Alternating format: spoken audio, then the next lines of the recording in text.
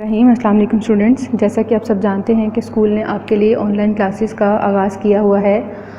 آج class K7 subject ہے ہمارا اردو بی، لیکچر نمبر 3۔ آج ہم کریں گے اعراب صفحہ نمبر 77 آرزو سے بحث تک، الفاظ متضاد صفحہ نمبر 94 پاس سے پیوست تک، واحد جمع سمن سے چوٹی تک، مذکر مؤنث صفحہ نمبر 103 ابو تا بھانجا لفظ کی اقسام بالحاظ معنی صفحہ نمبر 6، کہانی محنت اور خودداری صفحہ نمبر 256۔ اس لیکچر میں کروایا گیا تمام کام آپ نے اپنی کاپی میں لکھنا اور یاد کرنا ہے۔ جو آپ نے صرف یاد کرنا ہے وہ آپ نے اعراب کی مشق کرنی ہے زیادہ سے زیادہ رف کاپی پر۔ الفاظ متضاد یاد کرنے ہیں، واحد جمع یاد کرنے ہیں، مذکر مؤنث یاد کرنے ہیں۔ یہ تمام چیزیں آپ نے صرف یاد کرنی ہیں۔ لفظ کی اقسام اور کہانی یہ آپ نے اپنی نیٹ کاپی جو آپ کی اردو بی کی ہے اس کے اوپر لکھنا بھی ہے اس کو، اور یاد بھی کرنا ہے۔ والدین سے گزارش ہے کہ وہ اپنی نگرانی میں بچے کو نیٹ اینڈ کلین کام کروائیں اور یاد بھی کروائیں۔ الفاظ متضاد ہیں آپ کے صفحہ نمبر 94 پر۔ پاس دور، پاک ناپاک، پائیداری یعنی مضبوطی، ناپائیداری جو مضبوط نہ ہو، پتلا موٹا، پختہ کہتے ہیں مضبوط کو، اور خام کہتے ہیں کچے کو جو زیادہ مضبوط نہ ہو، پرانا نیا، پھول کانٹا، پھیلنا سکڑنا، پیاسی سیراب، پیچھے آگے، پیدل سوار، پیش قدمی، پیش قدمی کا مطلب ہوتا ہے قدم بڑھانا، آگے بڑھنا، پسپائی پیچھے ہٹنا یا ہار جانا، پیوست کا مطلب ہوتا ہے جڑا ہوا ہونا یا کسی جگہ پر کسی چیز کا گڑا ہوا ہونا، اور جدا کا مطلب ہوتا ہے الگ ہونا۔ یہ آپ نے یاد کرنے ہیں۔ اب ہیں اعراب صفحہ نمبر 77 پر آرزو سے بحث تک۔ آرزو آسودہ، آلودگی، آمریت، آمیزش، آوارگی، آویزش، آہو، آہو کہتے ہیں ہرن کو، آیت، آئندہ، بادل، بارش، ببول، بحث۔ اب ہم کریں گے واحد جمع صفحہ نمبر 87 پر۔ سمن آسمان، سمن کے اوپر دیکھیں سے پر زبر ہے، اگر سے کے اوپر زبر ہو تو اس کا مطلب ہوتا ہے کوئی قیمت ہونا، اجرت ہونا یا عدالتی حکم نامہ، لیکن اگر اس کے اوپر پیش ہو تو یہ کسی بھی مقدار کو بتانے کے لیے، جیسے کسی بھی چیز کا 8واں حصہ وہ بتانے کے لیے استعمال ہوتا ہے۔ ثنا کہتے ہیں تعریف کو، اسنیہ ثناء، ثواب ثوابات، ثواب، جانب جوانب، جد اجداد، جذبہ جذبات، جرم جرائم، جروم جریدہ، جرائد، جرائد کا مطلب ہوتا ہے اخبارات، جسم اجسام،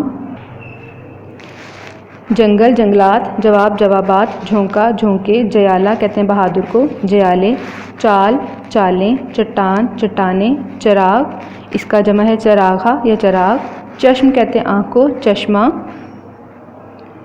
چشمہ، چنا چنے، چوٹی چوٹیاں۔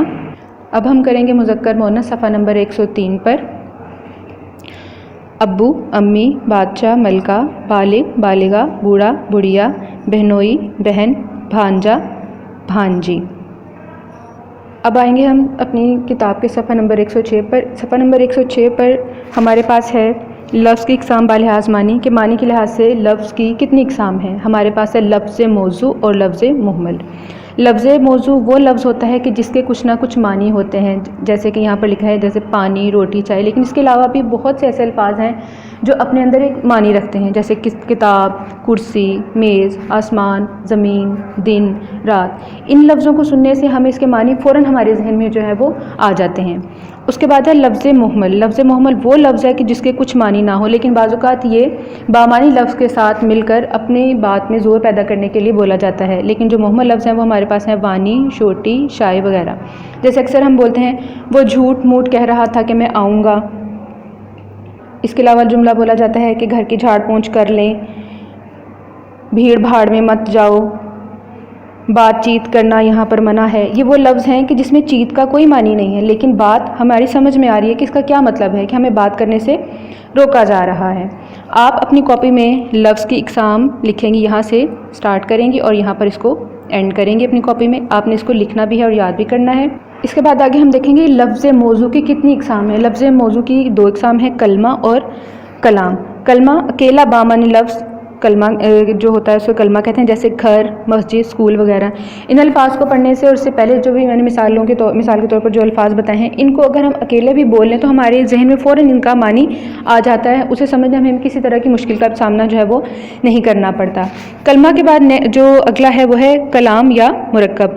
2 یا 2 سے زیادہ بامعنی الفاظ کے مجموعے کو کلام کہتے ہیں، جیسے ہمارا گھر۔ اس میں ہمارا اگر ہم الگ بولیں تب بھی ہمیں سمجھ میں آتا ہے، گھر کو اگر الگ بولیں تب بھی سمجھ میں آتا ہے۔ مسجد اللہ کا گھر ہے، اس میں ہر لفظ کا مطلب ہمیں علیحدہ سمجھ آ سکتا ہے، جیسے مسجد کا لفظ ہمیں سمجھ آ رہا ہے، اللہ کا لفظ اگر اکیلا کہیں لکھا تو ہماری سمجھ میں آ رہا ہے، گھر کا لفظ اگر اکیلا کہیں لکھا تو ہماری سمجھ میں آ رہا ہے۔ آپ نے لفظ موضوع کو بھی یہاں سے یہاں تک لکھنا ہے وغیرہ تک، اور اس کو یاد کرنا ہے۔ اب ہم کہانی کریں گے، یہ بھی آپ نے اپنی کاپی میں لکھنی ہے اور یاد کرنی ہے، صفحہ نمبر 256۔ بیان کیا جاتا ہے کہ کسی نے حاتم طائی سے سوال کیا کہ آپ نے دنیا میں کسی کو اپنے سے بھی زیادہ سخی پایا؟ سخی یعنی سخاوت کرنے والا، سب سے زیادہ بخشنے والا، خیرات کرنے والا۔ حاتم نے جواب دیا، ہاں، ایک لکڑہارے کو۔ ایک بار میں نے اپنے مہمانوں کے لیے 40 اونٹ ذبح کیے، دعوت عام تھی، جو آتا پیٹ بھر کر جاتا۔ اس دن میں کسی ضرورت سے جنگل کی طرف گیا تو وہاں ایک لکڑہارے کو دیکھا جو خشک لکڑیاں اکٹھی کر رہا تھا۔ میں نے اس سے کہا کہ تو آج یہ مشقت کیوں اٹھا رہا ہے، یعنی اتنی محنت کیوں کر رہا ہے؟ حاتم کے گھر کیوں نہیں جاتا؟ وہاں تجھے بہترین کھانا ملے گا۔ لکڑہارے نے میری یہ بات سنی تو بے پرواہی، آپ یہاں پر لاپرواہی لکھیں اسٹوڈنٹس، لاپرواہی سے جواب دیا، جو شخص اپنی محنت سے اپنی خوراک حاصل کر سکتا ہے وہ حاتم طائی کا احسان کیوں اٹھائے۔